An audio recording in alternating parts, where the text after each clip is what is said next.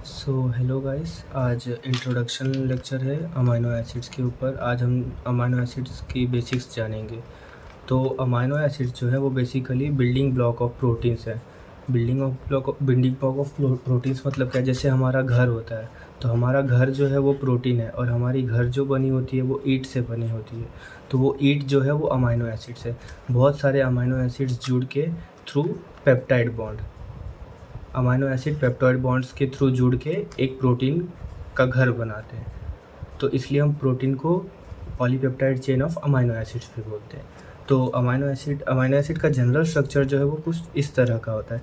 अगर किसी एक कार्बन पे एक NH2 ग्रुप प्रेजेंट है, एक COOH ग्रुप प्रेजेंट है और एक हाइड्रोजन ग्रुप प्रेजेंट है, तो उसे हम जो है अमाइनो एसिड बोल सकते हैं, शर्ते यहाँ पे एक साइड चेन भी प्रेजेंट होना चाहिए। तो there are more than 300 amino acids, but हम जो है वो सिर्फ 20 अमाइनो एसिड्स की स्टडी करते हैं। अब आप पूछोगे कि 20 अमाइनो एसिड्स की ही स्टडी क्यों करते हैं? क्योंकि जो लिविंग सेल होती है उसमें जितने भी प्रोटीन्स होते हैं वो सारे सिर्फ इन्हीं 20 अमाइनो एसिड के अलग अलग तरह के सीक्वेंसिंग से बने होते हैं। क्योंकि हमारा जो लिविंग सेल का mRNA होता है वो इन्हीं 20 अमाइनो एसिड्स के लिए कोड कर सकता है, इनके अलावा किसी और अमाइनो एसिड के लिए कोड नहीं करता।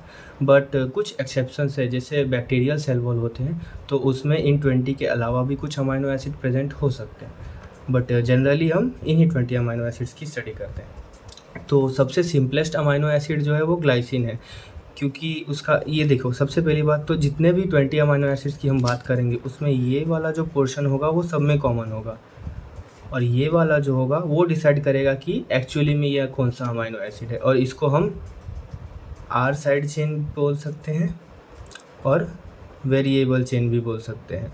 तो सिंपलेस्ट अमाइनो एसिड जो है वो ग्लाइसिन है, क्योंकि उसके आर साइड चेन की जगह पे H प्रेजेंट है। अगर आर की जगह पे CH3 प्रेजेंट होता तो हम उसको एलानिन बोल सकते थे। ऐसे ही सोन, मतलब 20 अमाइनो एसिड से सब 20 के 20 अमाइनो एसिड पे ये आर ग्रुप जो है वो डिफरेंट होगा। तो अब हम देखेंगे नॉमेनक्लेचर ऑफ अमाइनो एसिड। तो जैसे हम नॉर्मली IUPAC में से काउंट करते हैं, तो जिसमें फंक्शनल ग्रुप जहाँ से प्रेजेंट होता है वहाँ से हम कार्बन की काउंटिंग स्टार्ट करते हैं। तो एक तो ऐसा हो सकता है कि हम इस तरफ से इस तरफ जा सकें, या तो ऐसा हो सकता है कि हम ऐसे जाए, या तो ऐसा हो सकता है कि हम ऐसे जाए। बट जब भी हम अमाइनो एसिड की काउंटिंग करते हैं तो हम ऐसे जाते हैं। तो इसका ये मतलब होगा कि ये जो COOH वाला जो ग्रुप है वो हो जाएगा हमारा फर्स्ट कार्बन, ये हो जाएगा हमारा सेकंड कार्बन, और यहाँ पे अगर आर चेन की जगह पे अगर कोई और कार्बन्स प्रेजेंट हो तो वो हो जाएगा third carbon, fourth carbon, fifth carbon and so on. तो अमाइनो एसिड्स में ये वाला जो कार्बन है उसकी वैलेंसी 4 है, और ये जो है वो सैचुरेटेड होता है। सैचुरेटेड अनसैचुरेटेड आप लोग जानते होंगे। अगर कार्बन जो है वो सिंगल बॉन्ड रहता है, सारे सिंगल बॉन्ड्स प्रेजेंट है कार्बन में, तो ये सैचुरेटेड कार्बन है। वही अगर कार्बन में डबल बॉन्ड प्रेजेंट है या कार्बन में ट्रिपल बॉन्ड प्रेजेंट है तो ये डिग्री ऑफ अनसैचुरेशन हो गया और ये अनसैचुरेटेड कार्बन हो गया। लेकिन जितने भी अमाइनो एसिड्स हैं वो सारे सैचुरेटेड होते हैं। अब हम देखेंगे कुछ मतलब प्रॉपर्टीज़ क्या होती है अमाइनो एसिड की।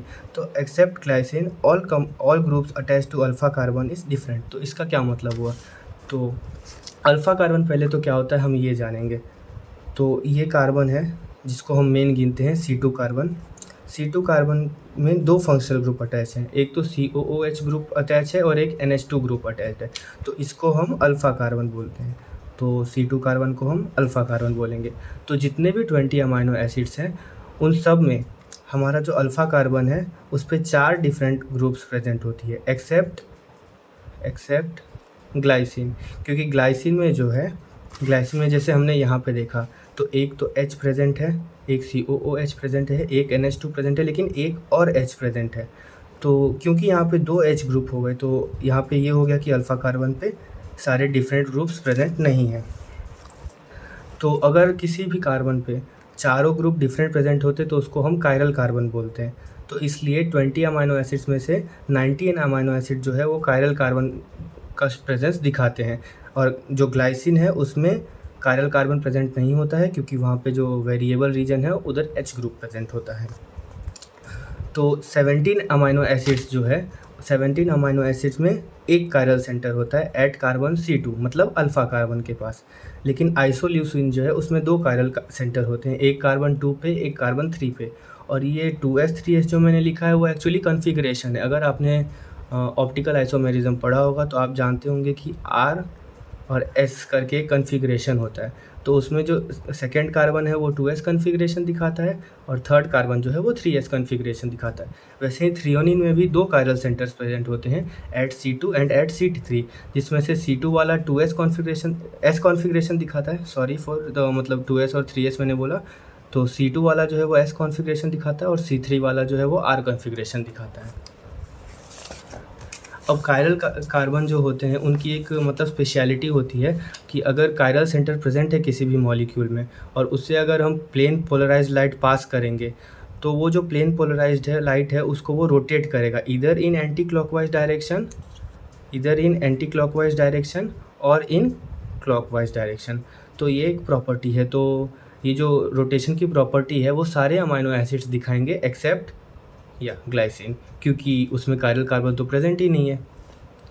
ये तो हमने बात कर ली कि first carbon linked with both the functional group is called alpha carbon. तो अल्फा कार्बन जो है वो first carbon linked with both functional group है। उसके बाद वाला जो होगा वो बीटा कार्बन हो जाएगा, उसके बाद वाला हो जाएगा gamma carbon, alpha beta gamma then delta then epsilon and so on. तो बीटा कार्बन जो है वो सारे में प्रेजेंट है, 20 के 20 अमाइनो एसिड जो है उसमें सारे प्रेजेंट है एक्सेप्ट ग्लाइसिन, क्योंकि ग्लाइसिन में R ग्रुप की जगह H होता है और H प्रेजेंट होता है तो मतलब हो गया कि बीटा कार्बन तो प्रेजेंट ही नहीं है। तो except glycine beta carbon is present in all amino acids. अब हम देखेंगे कि पेप्टाइड बॉन्ड कैसे फॉर्म होता है। तो एज्यूम करते हैं कि ये हमारा अमाइनो एसिड 1 है, ये हमारा अमाइनो एसिड 2 है, जिसमें इसमें R1 जो है वो इसका वेरिएबल ग्रुप है और इसका R2 वेरिएबल ग्रुप है। तो ये COOH जो है फर्स्ट अमाइनो एसिड का और NH2 जो है सेकेंड अमाइनो एसिड का, तो ये दोनों एक वाटर मॉलिक्यूल रिलीज़ करेंगे। तो जिससे कुछ इस तरह का स्ट्रक्चर होगा, यहाँ से OH चला गया और यहाँ से एक H चला गया तो H2O रिलीज़ हो गया, तो COO और NH बना। तो इसको हम जो है बोलते हैं पेप्टाइड बॉन्ड, इसको हम बोलेंगे पेप्टाइड बॉन्ड। इसी तरह से ये चेन जो है वो कंटिन्यूज होते रहेगा और पॉलीपेप्टाइड चेन का फॉर्मेशन हो जाएगा। तो पेप्टाइड चेन में जो NH2 ग्रुप फ्री होता है उसको हम बोलते हैं N टर्मिनल और COOH ग्रुप जो फ्री होता है उसको हम बोलते हैं C टर्मिनल। तो इन वीवो मतलब इनसाइड लिविंग ऑर्गेनिज्म और इनसाइड लिविंग सेल, जब इन वीवो प्रोटीन सिंथेसिस होता है तो वो हमेशा N से C होता है, मतलब N terminal to C terminal protein synthesis होता है। तो इसका क्या मतलब हुआ कि N टर्मिनल फ्री होगा HRCOOH और यहाँ से अमाइनो एसिड के ब्लॉक्स लगते जाएंगे थ्रू पेप्टाइड बॉन्ड और इस तरह से प्रोटीन जो है वो फॉर्म होता जाएगा। तो इन वीवो जो है protein synthesis N terminal to C terminal form होता है। बट इन विट्रो क्या होता है, 2 कंडीशन होते हैं। एक, अगर हम एंजाइम का यूज़ करके प्रोटीन सिंथेसिस करें तो वो एग्जैक्टली इन वीवो की तरह हो जाएगा और इसमें भी जो प्रोटीन सिंथेसिस है वो N terminal to C terminal होगा। लेकिन अगर हम विदाउट एंजाइम करें तो उसको हम बोलते हैं solid phase synthesis of polypeptide. तो solid phase synthesis of polypeptide जो होता है वो एक मेथड को यूज़ करके होता है जिसको हम बोलते हैं ब्रूस मैरीफील्ड मेथड। तो ब्रूस मैरीफील्ड मेथड से जब हम बनाते हैं तो उसमें हमको एंजाइम की कोई नीड नहीं होती है और इस केस में जो प्रोटीन सिंथेसिस होता है वो C terminal to N terminal होता है। तो ये था आज का हमारा introduction lecture for amino acid. जाते जाते मैं आपको एक क्वेश्चन देना चाहूँगा और इसका जो सॉल्यूशन होगा वो मैं नेक्स्ट वीडियो में डालूँगा। तो ये सपोज़ एंजाइम है, एंजाइम आप जानते होंगे बायो कैटालिस्ट होती है। तो एंजाइम से जब सबस्ट्रेट इंटरैक्ट करता है, मतलब जब दोनों की बाइंडिंग होती है, तो आपको बताना है कि एंजाइम सबस्ट्रेट जो है वो एंजाइम के मतलब कौन से ग्रुप पे बाइंड करेगा। तो आपका ऑप्शंस कुछ ये है, A alpha C double bond O minus, B alpha NH2 C A and B both, या D गामा COO माइनस। तो आपको इसका आंसर कमेंट सेक्शन में देना है। और अगर आप लोगों को ये जानना है कि ये एस और आर कॉन्फ़िगरेशन क्या होता है, तो वो भी मुझे कमेंट सेक्शन में बताइए, मैं इस पे भी नेक्स्ट वीडियो ला दूँगा। Thank you.